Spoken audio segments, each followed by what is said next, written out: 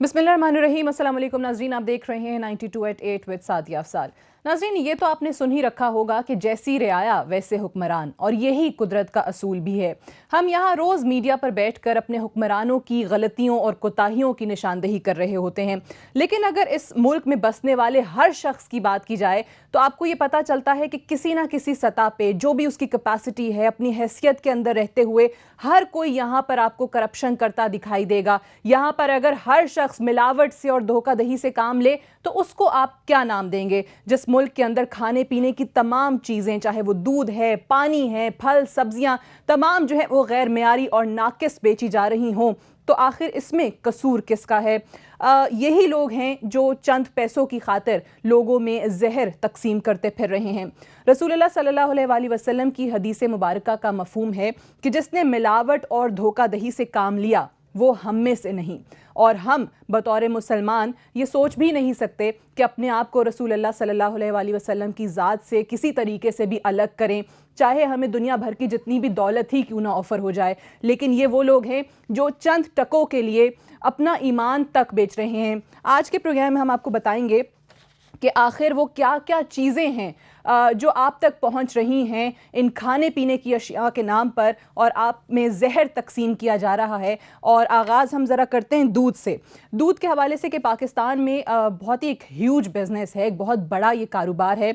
40 billion litres सालाना दूध की इस मुल्क में प्रोडक्शन होती है, और पाकिस्तान जो है वो मिल्क प्रोड्यूसर, तीसरा बड़ा मिल्क प्रोड्यूसर है, यानी तीसरा बड़ा मुल्क है दुनिया का जो दूध पैदा करता है।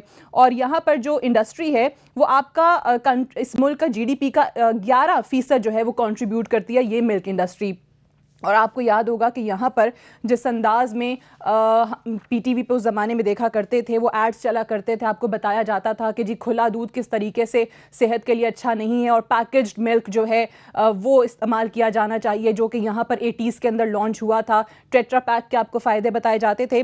सुप्रीम कोर्ट ने, पाकिस्तान की आला अदालत ने यह हुक्म दिया था कि इस मुल्क में ये तमाम चीज़ें, जब ये ख़बरें आई और सुप्रीम कोर्ट ने भी इसका नोटिस लिया कि जो भी लोकल या फिर इम्पोर्टेड मिल्क है उसको टेस्ट कराया जाए, और उसके कुछ सैंपल्स वगैरह भी लिए गए।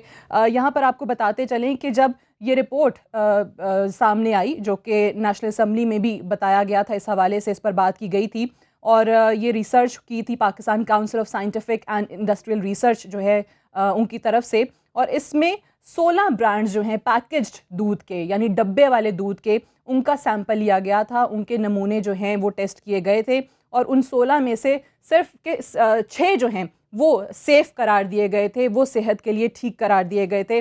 और इसमें बहुत सारे ऐसे दूध के डब्बे या वो कंपनीज़ जो नंबर 1 के चक्कर में वो बेच तो रहे हैं, लेकिन वो सेहत को नुकसान पहुंचा रहे हैं। अब इसका तरीका आपको बताते हैं कि जी ये जो मिलावट है ये किस किस तरीके से की जा रही है। हमारे जहन में जो कॉन्सेप्ट होता था पहले तो कि जी घर में गवाला अगर आ रहा है और दूध दे रहा है तो शायद उसके अंदर पानी मिला दिया जाता है, और पानी में शायद गंदा पानी मिला दिया जाता है, करीबी नहर का या जौहर का पानी मिला दिया जाता है। यही नहीं हो रहा। आपको बताते चलें कि ये जो पैकेज्ड दूध है इसमें भी फॉर्मेलिन, जो मुर्दों को प्रिजर्व करने के लिए इस्तेमाल किया जाता है, वो मिलाया जा रहा है। पेंसिलिन है, हाइड्रोजन परऑक्साइड है, यूरिया है, एल्यूमिनियम सल्फेट है, ये तमाम केमिकल्स जो हैं दूध में मिलाए जा रहे हैं, इनकी मिलावट हो रही है। फिर हर घर में जो है वो क्रीम का इस्तेमाल किया जाता है। दूध में से जो क्रीम निकाली जाती है उसमें भी मुज़र सेहत अज्जा की मिलावट जो है वो पाई गई है। हल्की क्वालिटी का कुकिंग ऑयल उसमें डाला जाता है, उसमें जानवरों की चर्बी का इस्तेमाल हो रहा है। फिर दूध की रंगत, कि आपको उसको बरकरार रखने के लिए कि जी सफ़ेद रहे, उसके लिए कपड़े धोने वाला पाउडर, डिटर्जेंट जो है उसका इस्तेमाल हो रहा है, और सफ़ेद रंग के ब्लीच पाउडर का भी उसके अंदर इस्तेमाल किया जाता है। और बस यहीं पर नहीं हो जाती, ये तमाम लोग कि जी भैंसें गायें जो हैं वो दूध की पैदावार ज़्यादा हो, दूध ज़्यादा मिले, तो उन्हें हार्मोन्स का इंजेक्शन लगाते हैं, ऑक्सीटॉक्सिन का इंजेक्शन लगाया जाता है। और ये वो इंजेक्शन होता है जो कि हामला ख़वातीन को चाइल्ड बर्थ के दौरान, डिलीवरी के दौरान जो है वो लगाया जाता है। और इसका मकसद यहाँ पर सिर्फ ये है कि जी जो दूध की प्रोडक्शन है उसमें इजाफा किया जा सके जो इन जानवरों से इनको हासिल हो रहा है। अब आपको हम ज़रा बताते हैं कि यहाँ पर पानी की क्या सूरत हाल है। पानी ज़ाहिर है उस जिसके बगैर ज़िंदगी का तसव्वुर ही मुमकिन नहीं है। और हम तो कहते हैं कि जी जो घरों में नलों में पानी आता है वो सेफ़ नहीं है और बॉटल्ड वाटर का इस्तेमाल किया जाए। तो आपको ज़रा बॉटल्ड वाटर का भी हाल बता देते हैं कि जितने नमूने लिए गए पानी के, Pakistan council of research in water resources की जानिब से उनकी एक रिपोर्ट आई हमारे सामने, और उन्होंने जो नमूने लिए थे इस्लामाबाद से, रावलपिंडी से, सियालकोट, कोयटा, पेशावर, मुजफ्फराबाद, फैसलाबाद, सरगोदा, मुल्तान और लाहौर से। और उसमें बेशतर कंपनीज़ जो ये क्लेम करती हैं कि ये बॉटल्ड वाटर है, सेफ़ बॉटल्ड वाटर है या फिर मिनरल वाटर है, ऐसा नहीं है।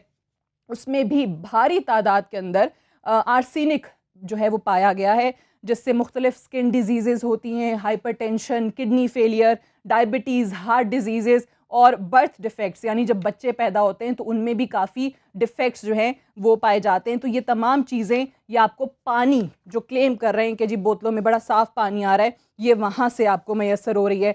और पाकिस्तान जो कि एक ज़रई मुल्क है, और हम कहते हैं कि जी ज़राअत के शोबे में हम शायद पीछे रह गए या हमें जो करना चाहिए था हम वो नहीं कर रहे। ज़रई मुल्क होने के बावजूद मुल्क भर में लोग जो हैं वो मुज़रे सेहत सब्ज़ी और फल खाने पर मजबूर हैं, और इन पर भी केमिकल्स लगाए जाते हैं। कभी आपको किसी रिपोर्ट में, मीडिया पर ही पता चलता है कि जी तेज़ाब में डाले जा रहे हैं, फलों और सब्जियों पे आर्टिफिशियल रंग जो है वो भी किया जा रहा है, जो सेहत के लिए इंतहाई नुकसानदेह है। और साथ ही साथ ये भी बताते चलें कि जिस तरीके से ये सब्जियां और फल उगाए जाते हैं उस पर भी एक बहुत बड़ा सवालिया निशान है। यहाँ पर अगर हडियारा ड्रेन की बात की जाए, लाहौर के, जब इंडिया के रास्ते लाहौर में आता है तो वहाँ पे भी कहते हैं कि जी टॉक्सिन से भरपूर जगह पे जो है ये फल और सब्जियां उग रहे हैं, वहाँ गंदा नाला है। और ये सिर्फ यहाँ लाहौर ही की बात नहीं है, मुख्तलिफ जगहों पर आपको ये सूरत हाल नज़र आएगी। और वही गंदा पानी जो है वो भैंस से, गायें, जानवर भी पी रहे हैं, और उसी में फल और सब्जियां भी उग रहे हैं जो आप और हम खाते हैं। तो ये एक तो ये भी सूरत हाल है। और ये जो ज़रई रिसर्च इंस्टीट्यूट है, उन्होंने अपनी रिपोर्ट में भी ये बात की है, जो भी सब्जियों के नमूने लिए गए, जो फलों के नमूने लिए गए, सैंपल्स टेस्ट हुए, उसमें भी उन्होंने कहा कि जहरीला मवाद तो है ही, उसके साथ उसमें धातें भी पाई गई हैं। अब वो कौन सी धातें हैं वो भी आपको प्रोग्राम में आगे जाके बताएंगे, उस पर भी हम बात करेंगे। और साथ ही साथ अगर कुकिंग ऑयल्स जो कि हर घर में इस्तेमाल होते हैं, घी, ऑयल जिनमें खाना पकता है, और ज़ाहिर है ये वो तमाम अशिया हैं जिनके बगैर आप तसव्वुर नहीं कर सकते। खाने पीने हर घर के अंदर, हर किचन के अंदर ये चीज़ें मौजूद होती हैं। तो फूड अथॉरिटी जो है, पंजाब फूड अथॉरिटी, उसने ये कंफर्म किया है कि टोटल जो है 71 सैंपल्स दिए गए थे, ये जो घी बनाते हैं और जो ऑयल बनाते हैं उन कंपनी से, मैन्युफैक्चरिंग कंपनी से, और उनके अंदर से सिर्फ और सिर्फ 42 जो हैं वो ठीक थे। 71 के अंदर से 42 कंपनीज जो थी, या जो उनका घी या ऑयल था उसका मेयार बेहतर था, बाकी तमाम मुज़रे सेहत और नाकिस था। तो ये खाने पीने की अशियों तक ही मामला महदूद नहीं है। आज आपको एक और चीज़ भी बताते हैं जिसका इस्तेमाल, अगेन मैं कहूँगी कि जहाँ पर, जिस घर में भी खातून है, कोई लड़की मौजूद है, वहाँ पर किया जा रहा है। एंड आई डोंट नो कि हमारे यहाँ ये गोरा होने का क्या एक कल्चर सा बन गया, एक रिवाज बन गया है। आपको उस हवाले से भी बताते हैं कि पाकिस्तान में रंग गोरा करने वाली जो क्रीमें हैं, जो क्लेम करती हैं कि जी हम नंबर 1 क्रीम्स हैं, BBC ने अपनी रिपोर्ट के अंदर उसका भी पर्दाफाश किया है। बड़े जो ब्रांड्स आपको यहाँ पर इश्तिहारात उनके नज़र आते हैं कि जी आप गोरे हो जाएंगे, और पाकिस्तान में इंतहाई मकबूल हैं वो कॉस्मेटिक्स, वो क्रीम्स जो हैं। उस हवाले से भी हमारे सामने आया है कि उनके अंदर कैंसर पैदा करने वाली, ये बीमारी पैदा करने वाली भरपूर सलाहियत मौजूद है, और ऐसे केमिकल्स का इस्तेमाल किया जा रहा है जो ऑर्गन फेलियर में भी जो है उनका अपना किरदार अदा कर सकते हैं। ये तमाम वाइटनिंग क्रीम्स, इनके अंदर मरकरी की तादाद जो है वो इंतहाई ज़्यादा है, और लंदन ट्रेडिंग स्टैंडर्ड्स ने जो है 15 शॉप्स लंदन के अंदर जो ये क्रीमें बेच रही थी, यानी पाकिस्तान में तो बिकती ही हैं, यहाँ से जो बाहर जा रही हैं, और पाकिस्तान की देख लीजिए किस तरीके से इज्जत अफजाई हुई, इतनी ज़्यादा बदनामी के जी ये पाकिस्तानी प्रोडक्ट्स हैं और पाकिस्तानी वाइटनिंग क्रीम्स हैं, और उन दुकानों को भी बंद किया गया जहाँ पर ये पाकिस्तानी वाइटनिंग क्रीम्स लंदन में बिक रही थी, और भारी जुर्माना भी हुआ और 3000 से ज़ायद ये क्रीमें जो हैं वो जब्त भी कर ली गई। तो ये तो हमारा हाल है। आज इसी हवाले से प्रोग्राम में बात भी करेंगे कि आखिर इंसानी जानों के साथ क्यों खिलवाड़ हो रहा है, इंसानियत कहाँ गई है, और हम हर शख्स जो है वो कहाँ अपना किरदार अदा कर सकता है इन चीज़ों को बेहतर बनाने के लिए। मेहमानों से भी आपका तारुफ मैं करवाऊंगी, लेकिन पहले इसी हवाले से हमने लोगों के कुछ व्यूज़ रिकॉर्ड किए हैं, वो क्या कहते हैं वो आपको सुनवाते हैं।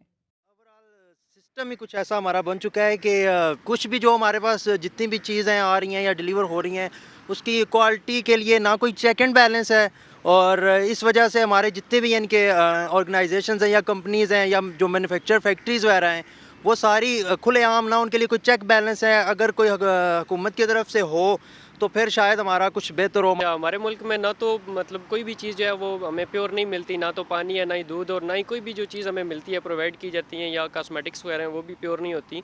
उसकी रीज़न ये है कि कोई भी चेक एंड बैलेंस नहीं है। जो गवर्नमेंट ने रूल्स वगैरह तो बना दिए हैं, कंपनीज़ को भी जो दे दिए हैं, लेकिन मसला ये है कि उनको इम्प्लीमेंट कोई नहीं कर रहा और ना उन पर कोई चेक एंड बैलेंस है। हमारे मुल्क में आपने देखा है कोई भी चीज़ खालिश नहीं है, ना पानी साफ़ मिलता है पीने के लिए पब्लिक को, ना इसके अलावा जो है ना दूध देख लें वो भी खालिश नहीं मिलता आवाम को, और कोई चेक एंड बैलेंस नहीं है, कोई रूल्स एंड रेगुलेशंस वगैरह नहीं है। इस हवाले से पीने के लिए साफ़ पानी तक मुहैया नहीं किया जाता। पानी के हवाले से, दूध के हवाले से और कॉस्मेटिक्स के हवाले से, मैं इस्लामाबाद में रहता हूँ, यहाँ पर भी CDA के जो फिल्ट्रेशन प्लांट्स भी हैं वहाँ सिर्फ फिल्ट्रेशन प्लांट्स तक ही है, ना उनकी सफाई का कोई मेयार है और ना उसको कोई चेक और बैलेंस है। जहाँ तक दूध की बात है तो दूध तो यहाँ 7500 किस्म के, आप ये बिलियरिया में चले जाए, इस्लामाबाद के जितने भी होटल्स हैं इन पे जो खुला दूध सप्लाई किया जा रहा है वो इतना मोज़र सेहत है कि आप उसको पी नहीं सकती हैं, लेकिन उसको चाय के लिए लोग मिक्सिंग करके इस्तेमाल कर रहे हैं। दूसरा पानी, ये 600 कंपनियां बनी हुई हैं, मुख्तलिफ नामों से बनी है। सबसे बड़ी बात यह है कि हमारे मुल्क में चेक और बैलेंस नहीं है।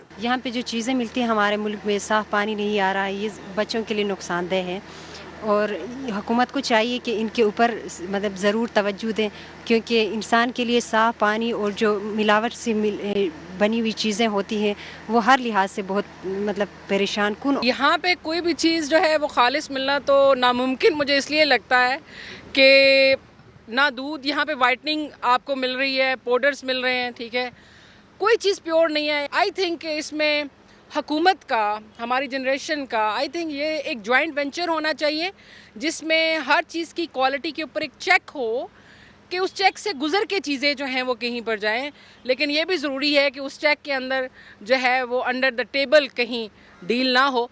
हमें अपने मुल्क और कौम के साथ सिंसियर होने की ज़रूरत है। तो लोगों की व्यूज़ आपने सुने, मिलावट के हवाले से किस कदर लोग तंग हैं और जानते भी हैं, लेकिन इसका हल क्या होगा इस पे बात करेंगे। पहले मैं मेहमानों का आपसे तारुफ करवा दूं। इस्लामाबाद में हमें नताशा काज़मी ज्वाइन कर रही हैं, खुशामदीद कहते हैं प्रोग्राम में आपको। बैरिस्टर अली ज़फ़र साहब हमारे साथ मौजूद हैं, सीनियर आइनी और कानूनी माहिर हैं, लाहौर में हमारे साथ मौजूद हैं, आपको भी खुशामदीद कहते हैं। मोहसिन भट्टी साहब हमारे साथ लाहौर में मौजूद हैं, प्रेसिडेंट हैं कम्युनिटी सॉलिडारिटी सिस्टम के, अपना प्रोग्राम भी होस्ट करते हैं और इसी हवाले से मुख्तलिफ ये जो पहलू हैं हमारे माशरे के जो मिलावट से भरपूर हैं वो भी आवाम के सामने रखते रहते हैं, आपको भी प्रोग्राम में खुशामदीद कहते हैं। और खालिद महमूद खोखर साहब भी हमारे साथ लाहौर में मौजूद हैं जो कि सदर हैं पाकिस्तान किसान इत्तेहाद के, आपको भी खुशामदीद। एक छोटी सी ब्रेक लेंगे और ब्रेक से वापस आएंगे तो डिस्कशन को कंटिन्यू करेंगे। Stay tuned.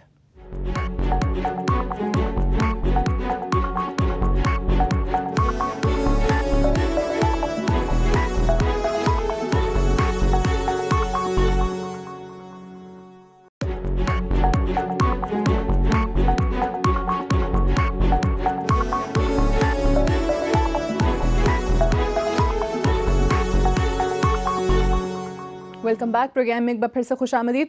बैरिस्टर साहब, आपसे गुफ्तगू का आगाज़ करना चाहूँगी। हुक्मरानों की करप्शन, उनकी गलतियों की हर रोज़ हम बात कर रहे होते हैं। ये जो चीज़ें हैं, ये जो फूड एडल्ट्रेशन हम देख रहे हैं, हर चीज़ खाने पीने की हमें गैर मेयारी और नाकिस मिल रही है, इसके लिए आप किसको कसूरवार ठहराते हैं और हम क्या खाएं, बच्चों को क्या खिलाएं? Who can we trust? इससे तो लगता है जैसा आपने ये रिपोर्ट दी कि और मेरा ख्याल है बिल्कुल बात भी दुरुस्त है, हम सबको पता भी है कि आप कुछ यहाँ इस मुल्क में खा ही नहीं सकते। आप तो अपना खुद ही कोई ज़मीन हो आपकी, वहाँ से उगाएं और खाएं पिएं, उधर से ही अपनी ही गाय रखें, अपना ही पानी निकालें ज़मीन से, तो फिर ही आपकी सेहत ठीक हो सकती है। आपको पता है ये 1860 के अंग्रेज़ों के ज़माने के कवानीन हमारे पास, वहाँ से इन्होंने शुरू किए थे कि ये फूड की जो एडल्ट्रेशन है ये एक क्राइम था पाकिस्तान पीनल कोड में, और उसके बाद बहुत सारे कवानीन आए और अब एक स्टैंडर्ड्स है कवानीन का जिसके अंदर आप ये डिटेक्ट कर सकते हैं।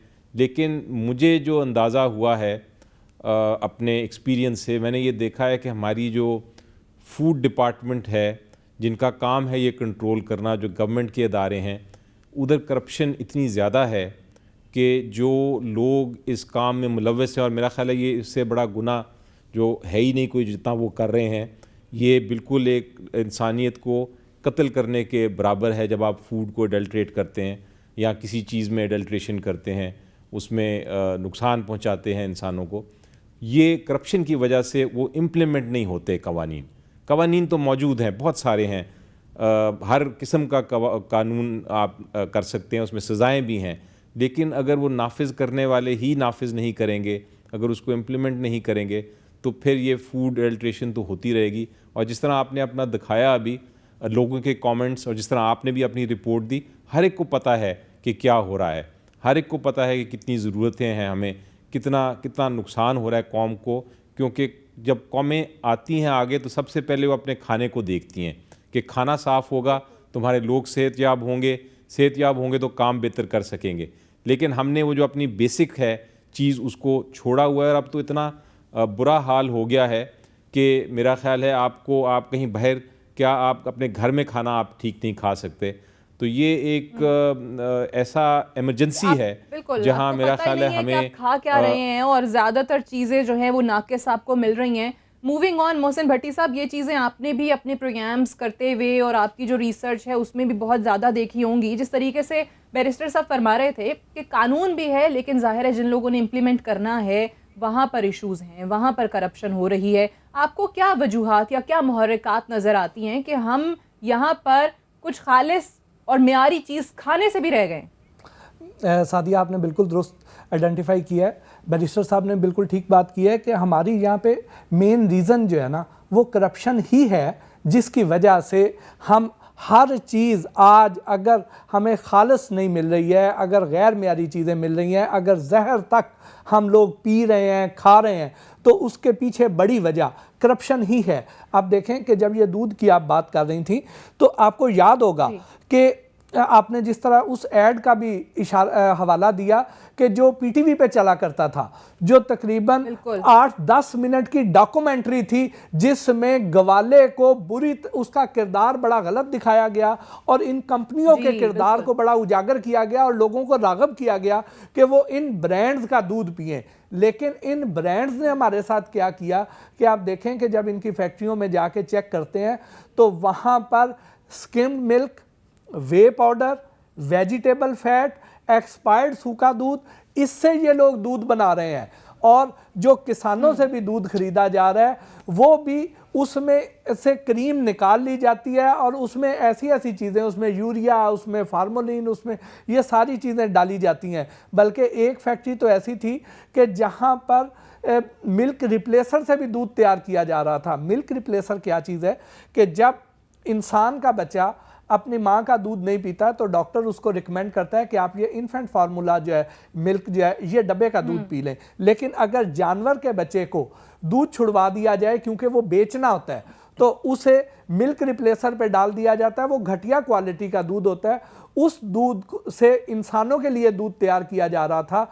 और कुछ ऐसी फैक्ट्रियां भी थी जहां पे एक्सपायर्ड सूखा दूध जो वनडे के लिए, चारे के लिए, इन जानवरों की खुराक के लिए इंपोर्ट होता है, उससे भी दूध तैयार किया जा रहा था। और कुछ कंपनियां ऐसी थी कि जब उनका रिकॉर्ड निकलवाया गया कि 2011 में अगर वो 17 लाख लीटर पर डे दूध खरीद रहे हैं और 25 लाख लीटर दूध दे रहे हैं, तो आज 2016-17 में वो लोग 3 लाख लीटर दूध खरीद रहे हैं और 67 लाख लीटर दूध बेच रहे ठीक है, हैं। यानी जो ये बाकी जो तमाम डिफरेंस चीज़ें, है ये जिस वो तो तरीके से उनकी आपने तफसीली मशीनें बता दी है, ये दूध के हवाले से या बाकी चीज़ों के हवाले से, मतलब मैं ये समझने से कासिर हूँ कि फिर इस मुल्क में रहते हुए क्या आप खाएंगे, क्या पिएंगे, हर चीज़ जो है वो आपको नाकिस मिल रही है, हर चीज़ मुज़र सेहत है।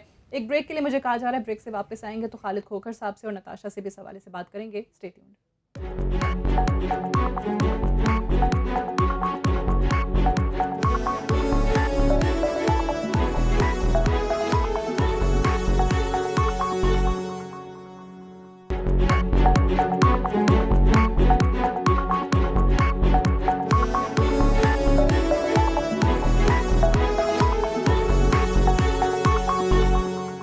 Welcome back, you watching 92@8 with Sadia अफसाल।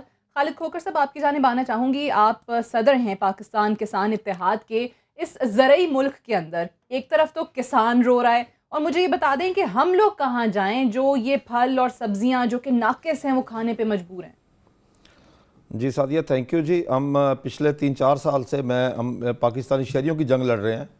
हमारी ये ख्वाहिश है कि इन लोगों को पाक और साफ़ सब्ज़ी मिले और खालिस दूध मिले, जिसके लिए 15 जून 2015 को हमने इस्लामाबाद पार्लियामेंट के बाहर जाकर कुछ 10,000 लीटर दूध फेंका कि हमारे खालिस दूध से सनतकार का पानी महंगा है।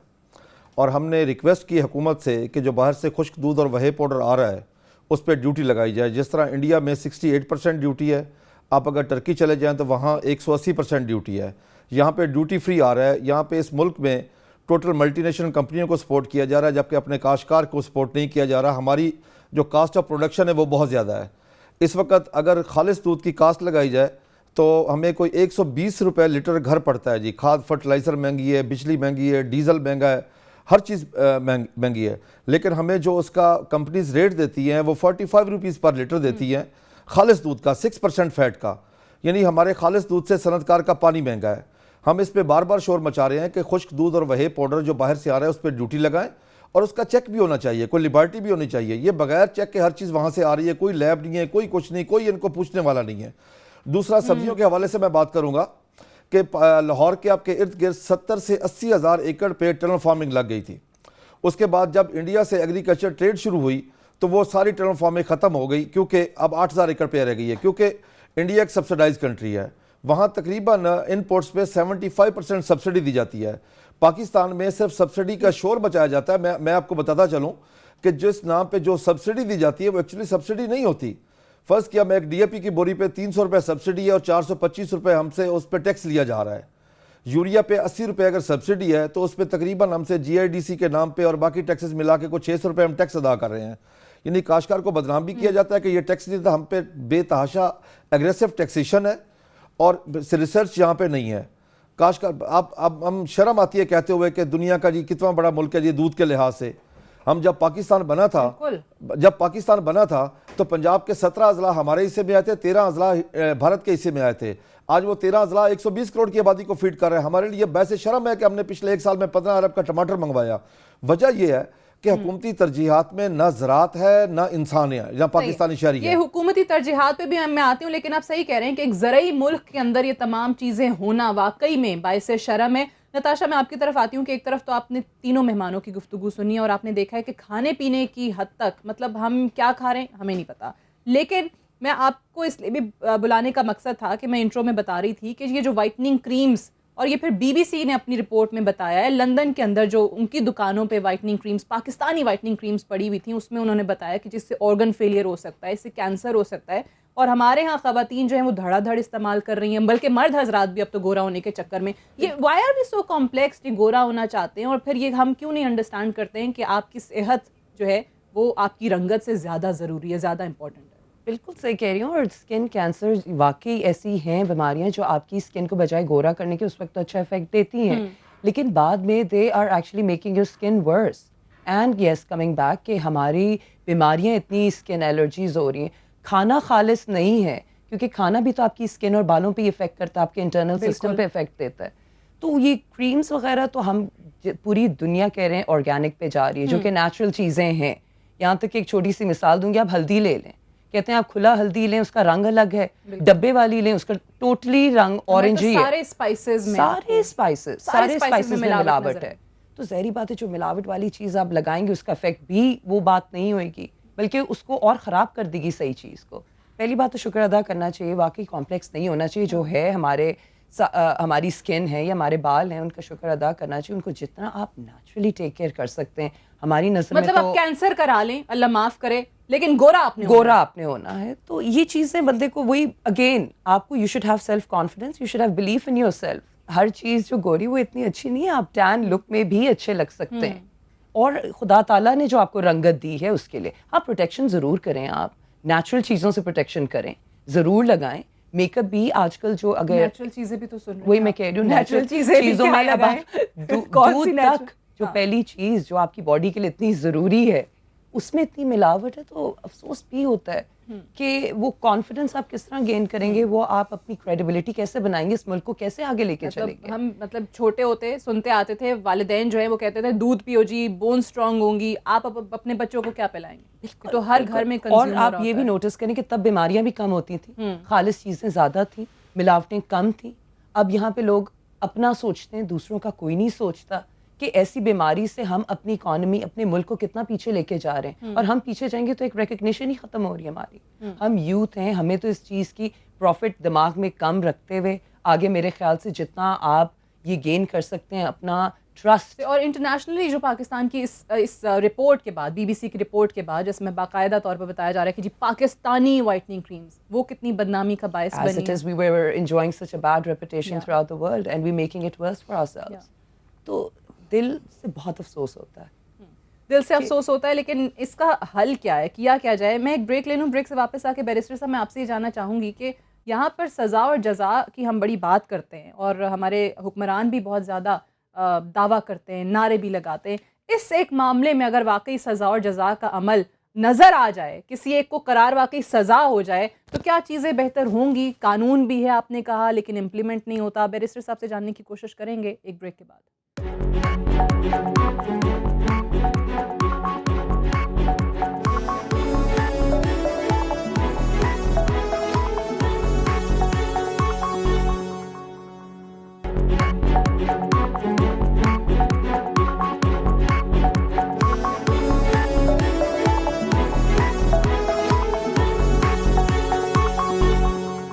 वेलकम बैक प्रोग्राम में एक बार फिर से खुशामदीद। बैरिस्टर साहब, आपसे सवाल हम छोड़ के गए थे कि जो कानून के हवाले से हम बात कर रहे थे, हमें कहीं पर ऐसी जगहों में, ऐसे मामलात में लोगों को सज़ाएं होती क्यों नहीं दिखाई देती हैं?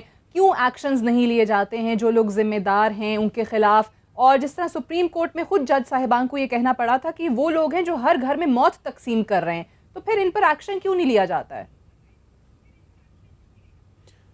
देखिए सादिया, एक आइन का मेरे मुताबिक जो सबसे खूबसूरत आर्टिकल है ना, वो है आर्टिकल 9, और वो एक ज़िम्मेदारी सौंपता है रियासत पे, हुकूमत पे, अदालत पर भी, कि आप अपने हर शहरी की जो जान है और जो सेहत है उसका ख्याल रखें।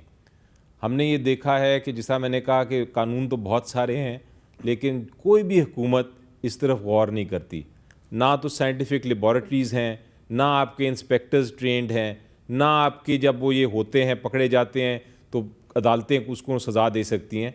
तो मेरा ख़्याल है अगर आप एक एक्शन लें और आप सिटीजन्स को मोटिवेट करें और एक क्लास एक्शन करें सुप्रीम कोर्ट में आर्टिकल 9 के तहत, और हर हुकूमत को पार्टी बनाएं और उनको ये कहें अदालत के ज़रिए सुप्रीम कोर्ट में डायरेक्टली जाके कि आप ये सारी इम्प्लीमेंटेशन पॉलिसीज़ जो हैं उनको इम्प्लीमेंट करें, पॉलिसीज़ बनाएं।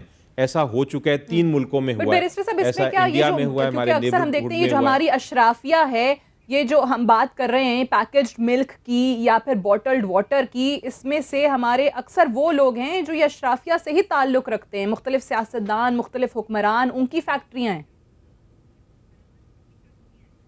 इसीलिए एक न्यूट्रल फोरम अगर सुप्रीम कोर्ट के तहत ये इम्प्लीमेंट होगा कानून, तो फिर एक बार बात सही होगी। आपको याद है, एक छोटी सी आपको मिसाल देता हूँ कि यहाँ लाहौर में ही एक आइन थी मोहतरमा, वो फूड इंस्पेक्टर बनी थी, और उन्होंने बड़े बड़े रेस्टोरेंट्स को वहाँ जाके रेड करके उनको कंट्रोल करने की थी। तो आप देखें कितना फ़र्क पड़ गया था, लेकिन अब उनको निकाल दिया गया है और सुना उनके खिलाफ इंक्वायरी भी हो रही है। तो ये जब कोई अच्छा काम करने लगता है, हम लोग उनको जी शी इज़ प्रॉब्ली OSD, तो हम लोग भी सपोर्ट नहीं करने आते। और ये एक सिविल सोसाइटी का भी काम है कि वो भी आगे आए। लेकिन इस केस में मेरा ख्याल है फूड की ये जो एडल्ट्रेशन हो रही है, ये इतना ये कैंसर फैल गया हुआ है कि इसको ख़त्म करने के लिए हमें हुकूमत से नहीं बल्कि अब अदालत को रजू करना पड़ेगा। और ये आर्टिकल 184(3)(5) का 3 का ये क्लासिक केस बनेगा।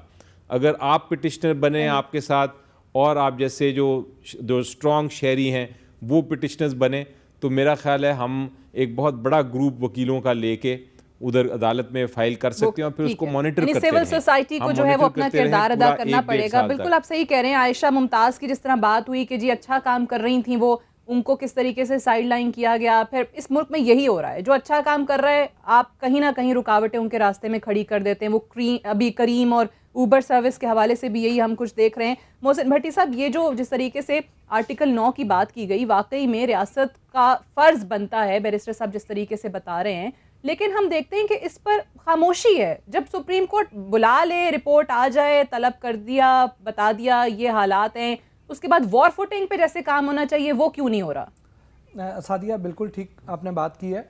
बात यह है कि फिर वही बात आ जाती कि हुकूमत की प्रायोरिटीज़ में ये चीज़ नहीं है, उनकी तरजीहात में ये है ही नहीं है कि हमने ये चीज़ें करनी है। अभी फूड के लिए तो हमने इतनी आवाज़ उठाई, आप लोगों ने आवाज़ उठाई, और तो सुप्रीम कोर्ट में ये केस चला तो ये पंजाब फूड अथॉरिटी बन गई। लेकिन बदकिस्मती से ये पंजाब में ही है, और पंजाब के अभी सिर्फ 5 शहरों तक महदूद है, पंजाब के बाकी शहरों में भी नहीं है। लेकिन जो बाकी 3 सूबे हैं उसके अलावा, वहाँ पे तो बिल्कुल इस तरह का कोई इदारा मौजूद नहीं है जो ये काम करे। इसी तरह जब आप कॉस्मेटिक्स की बात करती हैं तो कॉस्मेटिक्स के लिए कोई भी ऐसा इदारा नहीं है जो चेक कर सके कि इन कॉस्मेटिक्स में ये लेड डाल रहा है, ये मरकरी डाल रही है, इसमें स्टीरॉइड्स डाल रहे हैं, इसमें और इन फैक्ट्रियों के क्या हालात हैं, उन वर्कर्स की क्या कंडीशंस हैं।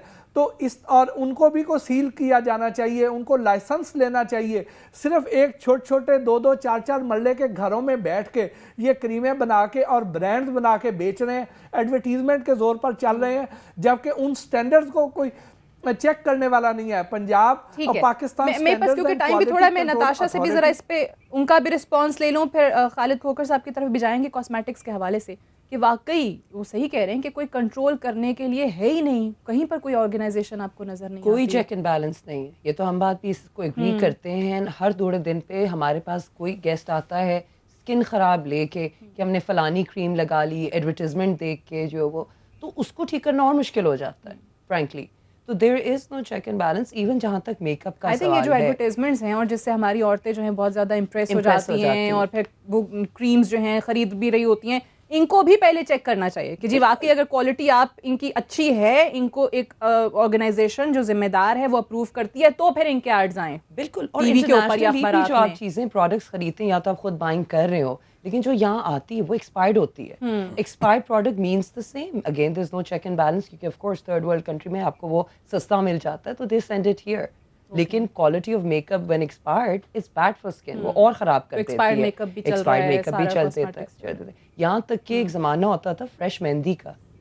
अब फ्रेश मेहंदी में कितने केमिकल्स आ गए, इतने डिफरेंट ब्रांड्स आ गए, लोगों को एक्जिमा और पता नहीं क्या स्किन डिजीजेस हो जाते हैं। और आप सोचें ब्राइड की शादी और आप कुछ इस तरह की गलती अल्लाह माफ़ करे हो जाए तो दैट्स डिजास्टर। अच्छा खालिद खोकर साहब, आखिर में आप क्या कहेंगे उन लोगों को जो वाकई ये काम कर रहे हैं, जो अपनी ही आवाम को धोखा दे रहे हैं, मिलावट कर रहे हैं और अपनी ही आवाम को, अपने ही साथ के शहरियों को जो है मौत तकसीम कर रहे हैं? देखिए जी, मैं तो ये समझता हूँ कि हुकूमती लेवल पे पॉलिसियाँ ठीक बननी चाहिए और उन पर अमल दरामद भी होना चाहिए। हमारे रिसर्च के इदारे ख़त्म हो चुके हैं। मैं एज ए काश्तकार कहूँगा हमारा कोई मार्केटिंग सिस्टम नहीं है कि हमारे खालिस दूध से सनतकार का पानी महंगा है। जब हमारी कास्ट ऑफ प्रोडक्शन ही पूरी नहीं होगी, हम 6% पे हमसे दूध लिया जाता है 45 रुपीज़ पर लीटर और 3% फैट पे 120 रुपये लीटर बेचा जाता है। और वही पाउडर और खुश्क दूध की अगर दरामद पे ड्यूटी लगाई जाए जो रीजन के बराबर, जिस तरह इंडिया में है, टर्की में, उस हिसाब से तो मेरे ख्याल में हम काफ़ी मसाइल का हल कर सकते हैं। मैं आपको अर्ज़ करूं कि जो दूध रखने भैंस जो रखती है गरीब खातून ज़्यादा रखती है, मोस्टली उनके पास है देहातों में, वो बेचारी करती है, सारा काम करती है और उनको रेट उसका नहीं मिलता बिल्कुल। अगर आज उनको रेट मिलना शुरू हो जाए तो ये जानवरों की तादाद पाकिस्तान में बढ़ जाएगी, यहाँ खालिस दूध भी होगा और सब्जियां, अगर टनल फार्मिंग यहाँ पे के लिए एक जोन बना दिया जाए, हुकूमत एक जोन बना दे। अभी अली जफर साहब कह रहे थे सुप्रीम कोर्ट, मैं ऑफर देता हूँ पाकिस्तान किसान इत्तेहाद के प्लेटफॉर्म पे आपके पास आके आप हमारे रहनुमाई करें। हम जाना चाहते हैं सुप्रीम कोर्ट में, हम करना चाहते हैं कि पाकिस्तान में हम पाक और साफ सब्जी भी दे सकते हैं, हम खालिस दूध भी दे सकते हैं, सिर्फ हुकूमती तरजीहात में लाने की ज़रूरत है। और मेरी ख्वाहिश है कि हम अपने शहरी भाइयों को खालिस दूध दें और पाक और साफ सब्जी दें, हमें दिली बिल्कुल। तस्कीन होगी। ये बात जिस तरीके से कहा कि अगर इकट्ठे होंगे और दबाव बढ़ाएंगे तो ही ये चीज़ें ठीक होंगी, और जी, इसमें जितने लोग तो हम यहाँ बैठे हैं या जो इस प्रोग्राम के तवज्जुह से सुन रहे हैं, हमें उन सबको अपना किरदार अदा मैं तो करना मोहतरम चाहिए। अली जफर साहब को ये बिल्कुल उनकी जो उन्होंने फरमाया है कि हम उनके पास आने के लिए तैयार हैं। हम तो रोजाना रोड पे कभी रोड ब्लॉक करते हैं, कभी कुछ करते हैं, कभी इस्लामाबाद पार्लियामेंट ब्लॉक करते हैं, कभी पंजाब असेंबली बंद करते हैं। I have to wind up here, time मेरे पास खत्म हो गया। मैं शुक्रिया अदा करना चाहूंगी खालिद खोखर साहब आपका, नताशा आपका, बैरिस्टर अली जफर साहब का और मोहसिन भट्टी साहब का प्रोग्राम में ज्वाइन करने के लिए। That's all for tonight. इजाजत दीजिए, खुदा हाफिज।